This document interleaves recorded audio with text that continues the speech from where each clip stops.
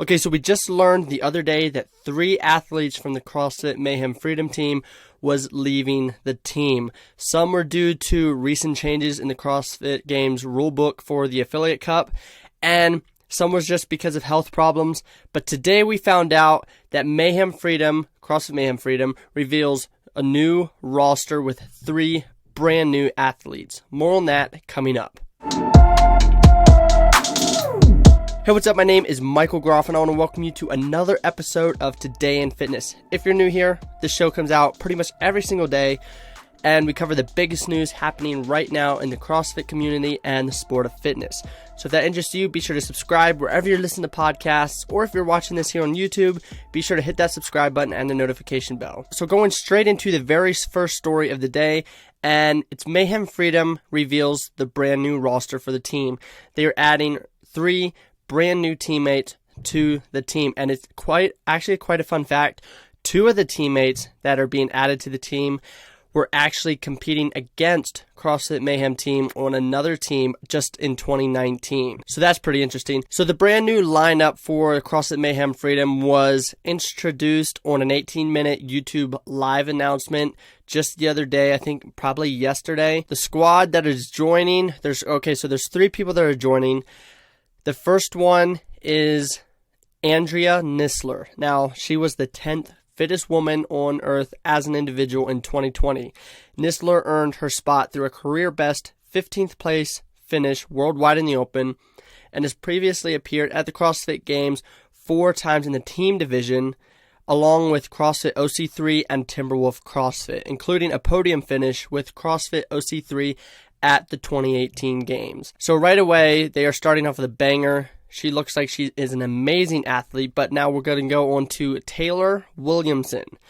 Williamson also qualified as an individual through the Open by finishing 30th worldwide in 2020, but declined her invite in favor of the team competition before the season was cut short.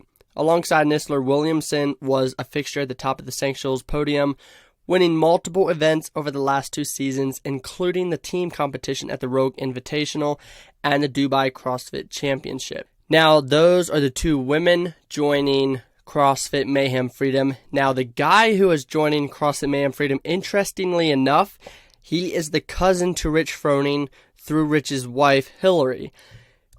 His name's Chase Hill, and he previously qualified at the Games in 2020 with the Mayhem Independence team before the pandemic set in, so he didn't really get to compete at the Games.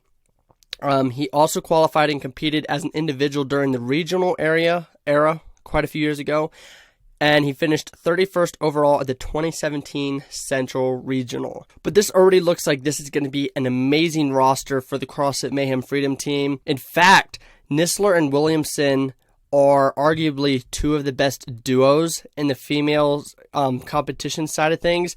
They have absolutely crushed competition while competing for other teams.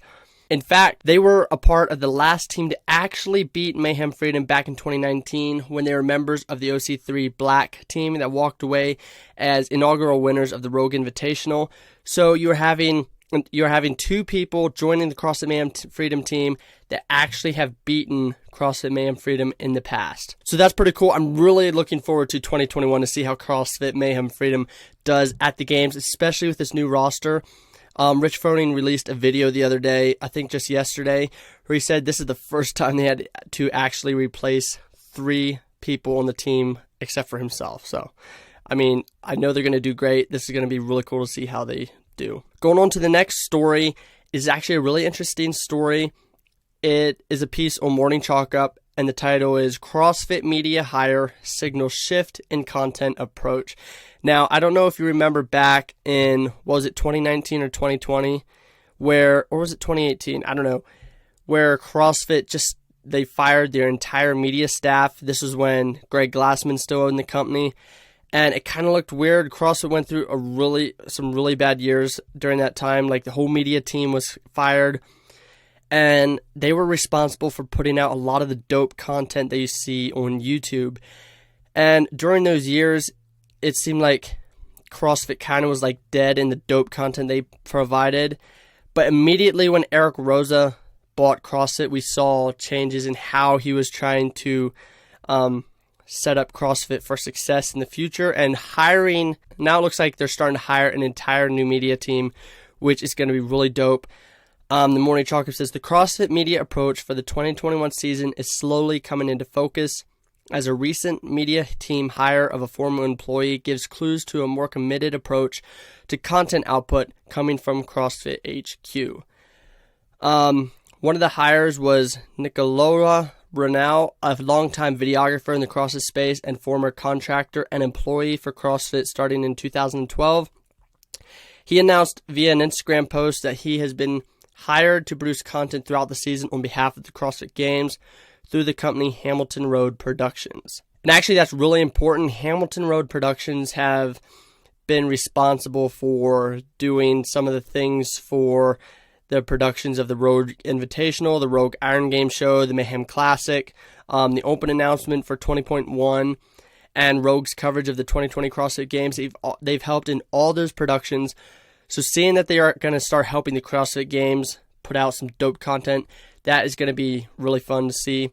Morning Chalk Up says the move is a good sign for anyone in the community, hoping that under a new ownership group, CrossFit can return to its former state of consistently producing high-quality content around the sport and greater community for the benefit of the entire ecosystem. The Morning Chalk Up also says the big picture is the new CrossFit ownership began laying the groundwork for this shift towards an expanded media output back in September and October, with the added coverage of Stage 1 and Stage 2 of the 2020 CrossFit Games. So this is really cool. I'm really excited to see this. This is going to be really fun. I know this is going to be really important for CrossFit to have a dedicated media team back.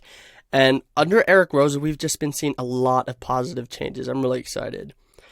Going on to the next story and the last story. Jeff Giosi, he was a Masters athlete and he actually passed away. So I'm just going to read a few stats on this guy. Gauss owned and managed CrossFit Morgantown with his wife, who he met when he bought the gym in 2014. They married in 2015. Gauss once worked as an assistant strength and conditioning coach for WVU, working with both the men's and women's basketball programs.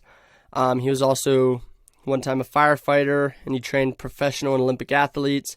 In 2018, Gauss became the first and only CrossFit trainer in the state of West Virginia to earn his certified CrossFit trainer certification. Gauss started to make his name known in the competition circuit recently as a Masters athlete. In fact, this past season was his first in the 40 to 44 age division, and he placed a career best 55th in the Open. He would end up placing 23rd in the age group online qualifier, just missing out on his first career CrossFit Games invitation. And Giosi competed at the Masters Fitness Collective Championship in August, placing 6th. So I know his family is probably going through a really tough time. In fact, there's a GoFundMe page. He has a wife and 2 kids. And there has been a GoFundMe page set up for him. I'll have a link to that GoFundMe page in the description of this video and this podcast. But anyway, I want to thank you so much for being back on the show. Be sure to tune in tomorrow for yet another episode. I'll see you later.